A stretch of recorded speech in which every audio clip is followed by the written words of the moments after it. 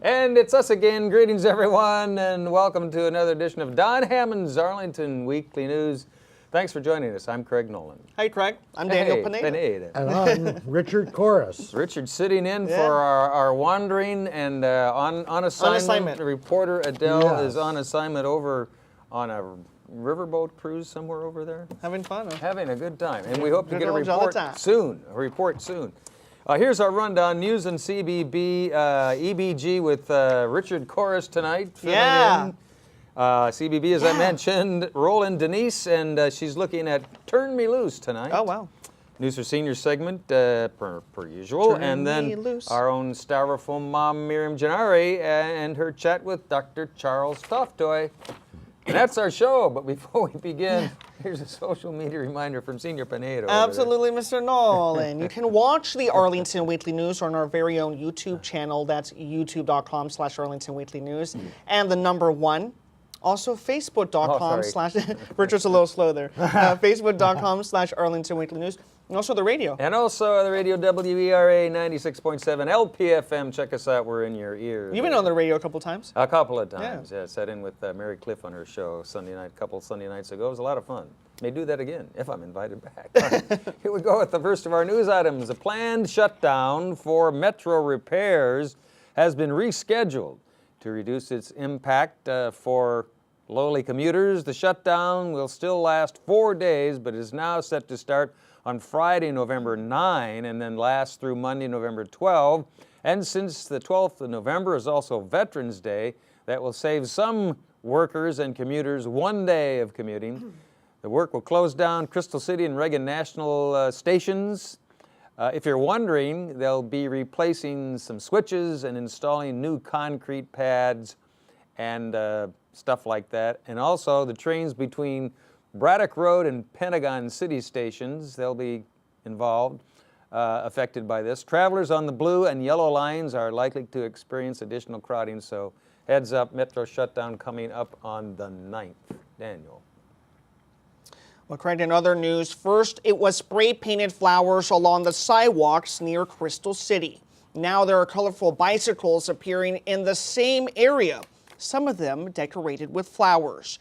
As before, county government officials were mystified. However, the origin of the unexpected artworks has finally been revealed.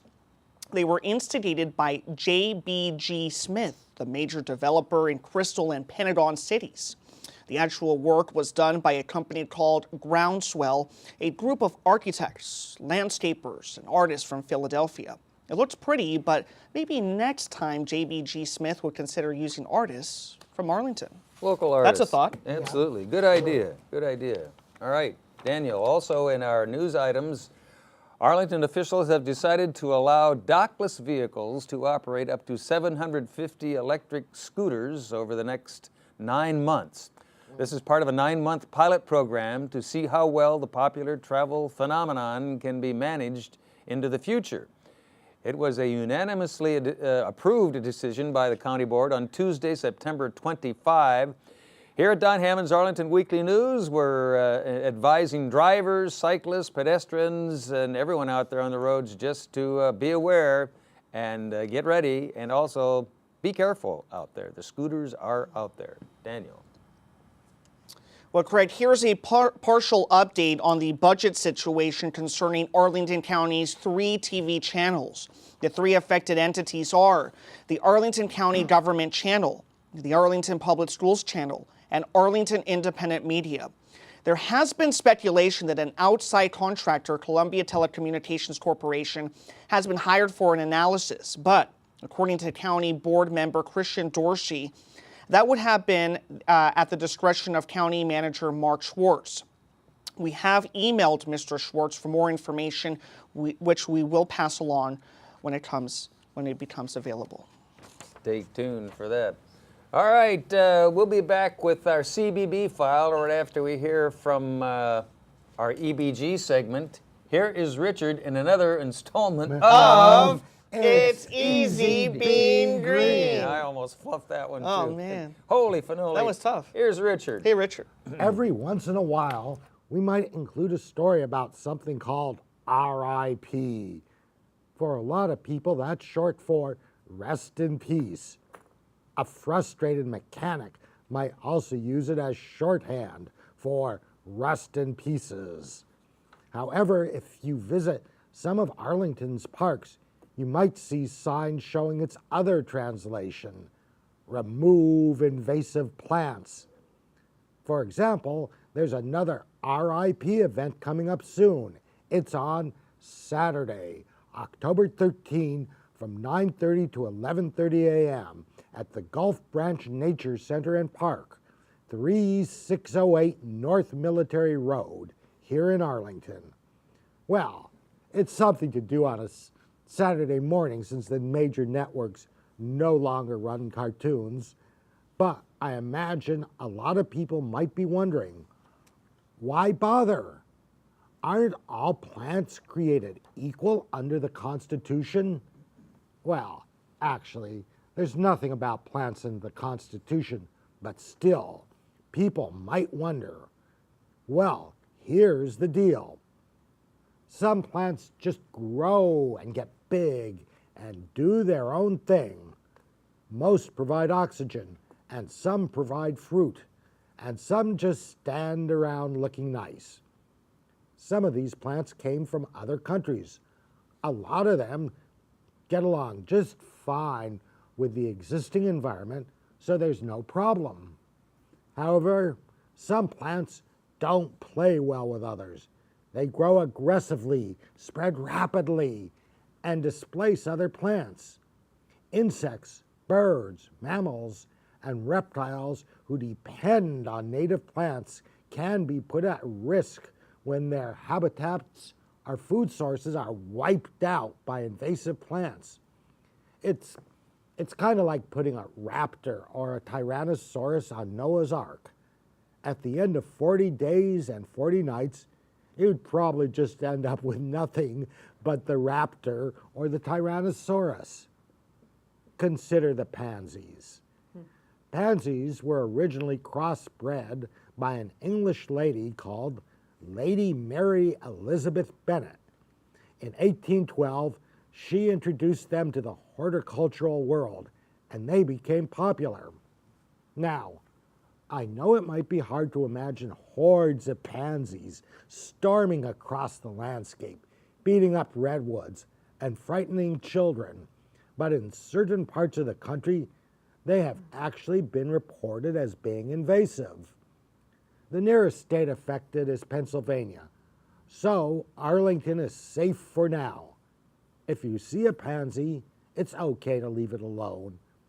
By the way, Lady Mary Elizabeth Bennet was the daughter of the Earl of Tankerville. You can't make this stuff up. Oh yeah, and it's also easy being green. Yeah. Absolutely. The Earl of Tankerville. Yes, indeed. Getting some history there. How many times have we heard from him? All right, good job. Thank you, Richard. We appreciate it. There's our EBG segment completed. Moving right along now with our CBB, Community Bulletin Board file. Well, families with kids ages 3 and older may enjoy the next event. It's called Spooky Cupcake Wars. But don't worry, it's not a food fight. Families Unplugged will show you how to decorate cupcakes with a spooky design to take home. Although recommended for families with kids, the program is open to all ages and everyone. Hey, it's cupcakes. That's coming up Saturday, October 13 from 10 in the morning till 12 noon at Walter Reed Community Senior Center and Park, 2909 South 16th Street. Cost is $8 per person, and that's if you're an Arlington resident. You can register online or give them a call for more information at the number on your screen now and in your ear, 703-228-4747. Senior Penade. Absolutely, Mr. Nolan. And after you have those cupcakes, you might want to dance, because Decorate. later that day you'll have the chance to see and hear some of the many talented people in our area. That's at the Lee Performing Arts Showcase, and this year's event features the Lee Line Dancers, Tom Curtis, the Sultanas, Tom and Fran's Partner Dance, and Carl Gold's Folk Music Singers. Come on down. Saturday, October the 13th from 2 to 4 p.m. That's at the Lee Community and Senior Center and Park, located at 5722 Lee Highway. For more information, give a call to Adriana Carr at 703-228-0555. All right, and also in our CBB file, well, this next event may be of interest to kids from age up and 8 and up, right on through high school. Take 2. 8 and up, right through high school. Take 2. It's called Comic-Con at Aurora Hills, and it's a local version of the big Comic-Con contest. It's held in places like Baltimore and San Diego. This one isn't quite as big, but it's FREE free. Registration is required, however, and space is limited to 25 participants per session. So give them a call at the number on your screen and in your ear, 703-228-5715. And here's the schedule. It looks like this. It should be on your screen now. Sunday, October 13, 10:30 to 11, opening remarks and registration. And then from 11 till 12 noon, panel discussion of literacy through comics or Pokemon session. From 12 noon to 1, drawing anime, and it must have something to do with animation, from 12:30 to 1:30, tabletop trivia. And then from 1 to 2:15, cosplay contest, ages 12 and up. Did I pronounce that right? Cosplay. 2 p.m. to 3 p.m., drawing characters with STEAM. And then from 3 to 4, literacy through comics debate or getting started in comics. And then from 4 to 4:15, closing remarks. That's all happening at Aurora Hills Branch Library, 735 18th Street South. And again, their phone number, give them a call to find out more about it, 703-228-5715. Daniel. Pokemon. I want to be the very best, right? Do it. Well, Craig, Parkinson's disease is a progressive disorder of the nervous system that affects movement. You can learn more about some of the variations of this condition along with some of the treatments currently available. The information will be provided by Bree Howard of the Virginian Home Healthcare. That all takes place on Tuesday, October the 16th from 11:30 a.m. to 12:30 p.m. at the Lee Community and Senior Center and Park, located at 5722 Lee Highway. If you need any more information, just give them a call at 703-228-0555. And folks, don't go away. Our News for Seniors segment is coming up right after we hear from Denise Pringle and her thoughts on Turn Me Loose. Here's Denise. Turn Me Loose at Arena Stage is an intimate look into the life and career of comedian and activist Dick Gregory. There are flashbacks to his early days in stand-up and later scenes which show his transition to civil rights activism. He had a friendship with Medgar Evers, which inspired his outspoken opposition to bigotry. Even the title of the play are words spoken by Evers. The tragic stories of Evers and of Emmett Till were very sober reminders of the bitter roots of his activism. He also relates some life experiences which were woven into his comedy routines. He humorously recalls how he was welcomed into a new neighborhood during a snowstorm, and how a rude encounter in a restaurant showcased his quick wit to diffuse a tense situation. Edwin Lee Gibson embodies Dick Gregory, and John Carlin plays a number of minor characters interacting with him.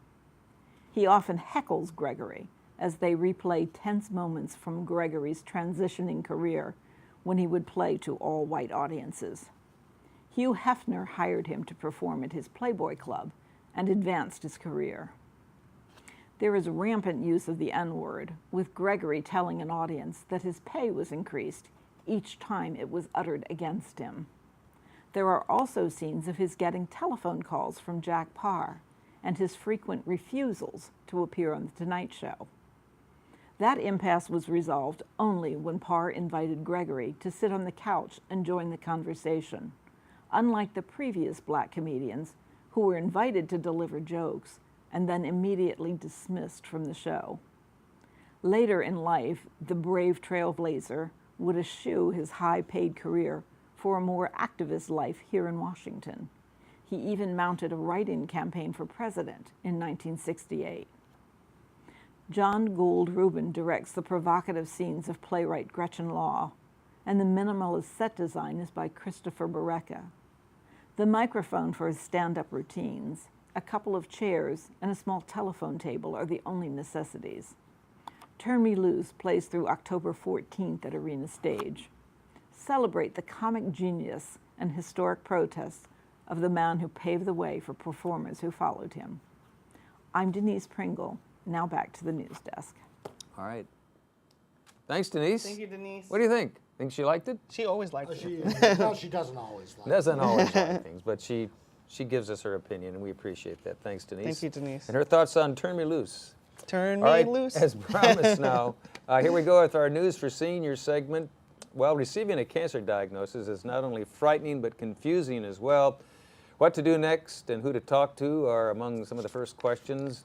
Miriam Campos, a patient navigator from Virginia Hospital Center, will meet with seniors to share tips on ways to sort through all of the information. That's coming up on Tuesday, October 9, 10 till 11 in the morning at Walter Reed Community Senior Center and Park, 2909 16th Street South. For more information and to register, call them at this number, 703-228-0955.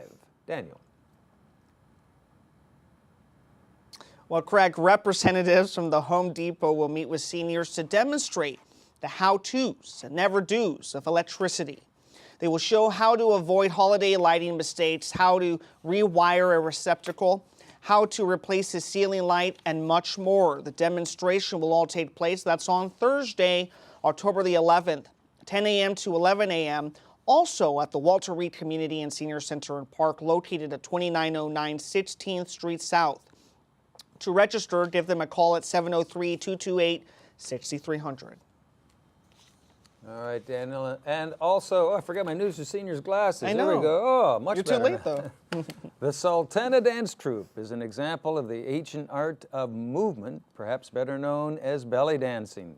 Led by choreography Carmen Shippey, the Sultanas will be performing in their colorful costumes coming up on Friday, October 12, 11 till noon, also at Walter Reed Community Center, Senior Center, and Park, 2909 16th Street South. The performance is free. You can't beat that. For more information, give them a call at this number, 703-228-0955. Daniel. It is free. Free, F-R-E-E, free. Well, Craig, there's a special daytime event coming up in mid-month. It's the Waste and Recycling Symposium, and it includes films, question and answer sessions, panel discussions, and several exhibitors. The event kicks off at 9:15 a.m. with the film Wasted, the story of food waste. You were right when you told the kids to clean their plates. Next, at 11 a.m. is the film Styrofoam Mom, followed by a question and answer session with our very own Miriam Gennari. Then there's an hour for networking and checking out the expo, followed by the film The Clean Bin Project at 1 p.m. A panel discussion is next from 2:30 to 3 p.m. The exhibitors will be present from 10 a.m. to 2 p.m. To register, go to the website ncvv.edu/webform/regform.aspx. That's on Wednesday, October the 17th, from 9 a.m. to 3:30 p.m. in the Ernst Center Theater and Forum of Northern Virginia Community College, located at 8333 Little River Turnpike. That's a mouthful. Thanks to our own Judy Masomny for contributing our senior stories for this week. That was a mouthful, huh? Thank you, Judy. We love you. Thank you. 8333. Yeah, Little it's easier River that way. Turnpike. Little River Turnpike. That's in Annandale. Little River. That's in Annandale. You're right, it is. All right, and yes, thanks Judy Masabny of OSAP for sending us these announcements. We appreciate it. We'll be back with sign off and wrapping things up and bye-bye right after we hear from, speaking of Styrofoam Mom, here is our Styrofoam Mom, Miriam Gennari, and her guest. Hi, and welcome to another edition of the Sustainable Scoop. Here in Arlington, Virginia, we think about our military every day, from all the individuals who come here to the Pentagon and to Walter Reed, as well as people who are deployed around the country that where their families are grateful for the work that they do.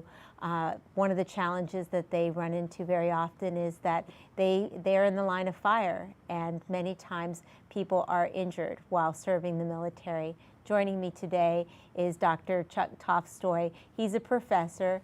He's an author, but a lot of people don't know he's a former Army Ranger and also a Purple Heart recipient himself. Welcome, Dr. Toftoy. Good to be here.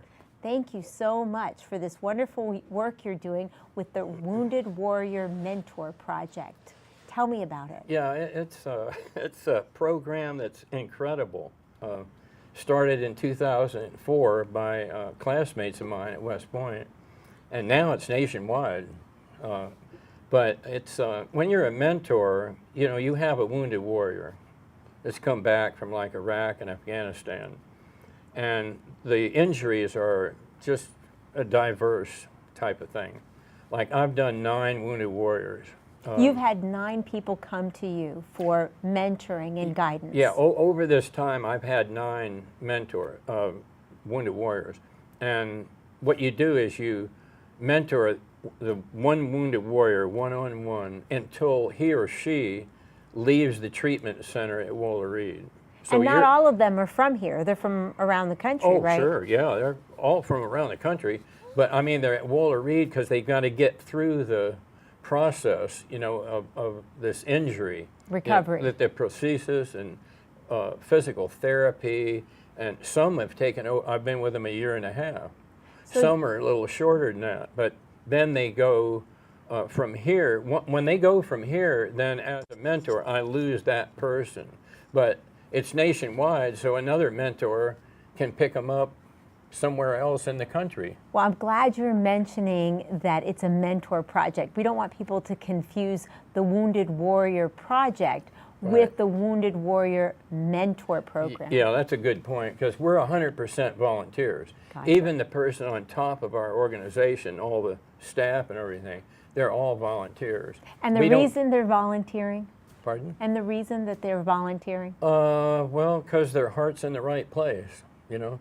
The Wounded Warrior Project, no offense, but they solicit funds, they're paid salaries and things like that. So we're strictly mentors to them, and we try to do things like, we talked about it before, make sure they get all their benefits, that they get their Social Security, disability, that they take the various tests and meet the physical and mental boards that they have to do, the Veterans Administration aptitude test, things like that, that some of them are in such sort of shape because of being under treatment. Well, that, it's an emotional thing to go through. Yeah, not right. just for the warrior, but for their family too. Oh, their families so too. you offer some support to the family and kind of Yeah, become a part of the that's family. Right. Boy, some of these, well, by the way, we talked about it before. There's men and women on that.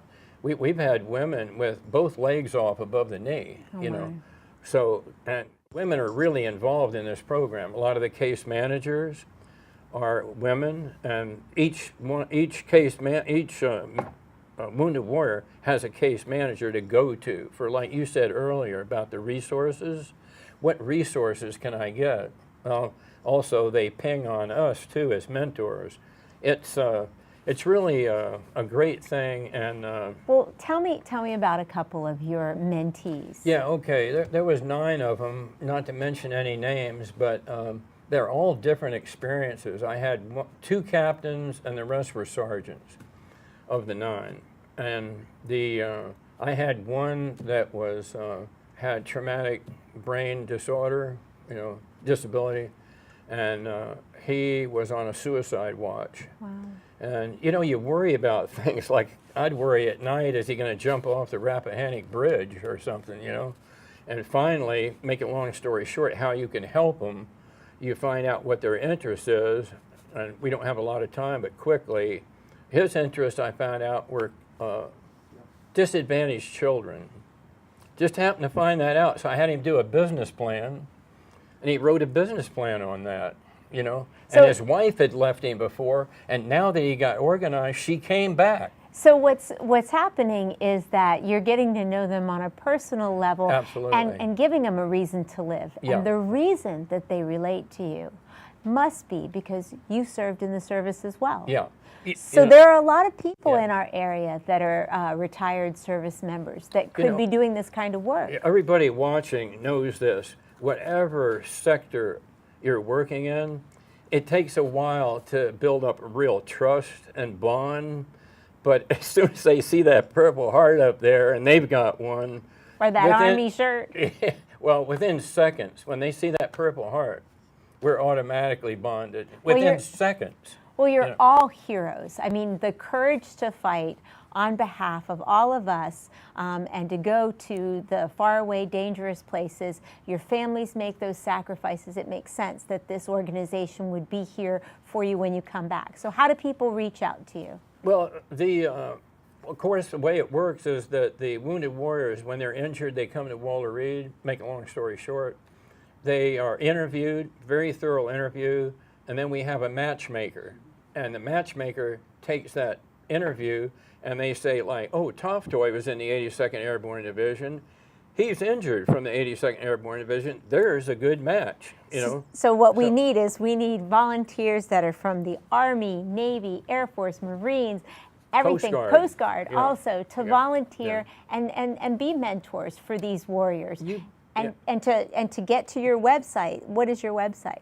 Okay, I think they have it on the screen. www. Wounded Warrior MP. WWMP. Thanks for watching this very special edition of the Sustainable Scoop. I'm Miriam Gennari. Back to the news desk. All right, thanks, Miriam, and Dr. Chuck Toftoy talking about Wounded Warrior mentoring program. Good stuff out there. Good stuff. Keep it rolling. And go Cubs, go! Go Cubs, go!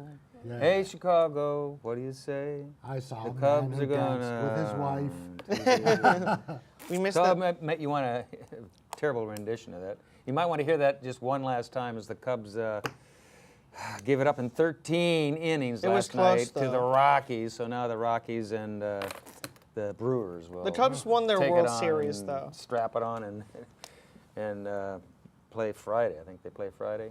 Well, anyway, so condolences to the Cubs and Cubs fans out there. Right here. He's crying about it. So, it was tough to watch that toughen up, but in 13 innings, it just Did you watch it all? Stretched it out a little bit longer. I watched the whole game, Oh, the my whole goodness. thing. Yes, I did. Well, there's always hope, you know. But, so we got to wrap up and get out of here, I guess, unless you have anything else to add, gentlemen, before Well, we we go love into the weather, right? Weather's Craig? it was hot today, hot, It's beautiful. maybe a little rain coming. It's enjoy it while Friday. you can. Enjoy it while I you know. can. We're gonna have a You tough are winter. in Burr month number 2, so Christmas is not that far away. Get ready. So we're ready. So next week, if you're out there, we'll be here and we'll give it another shot and try it all again. Have a safe week. Be safe. Take care. Bye-bye.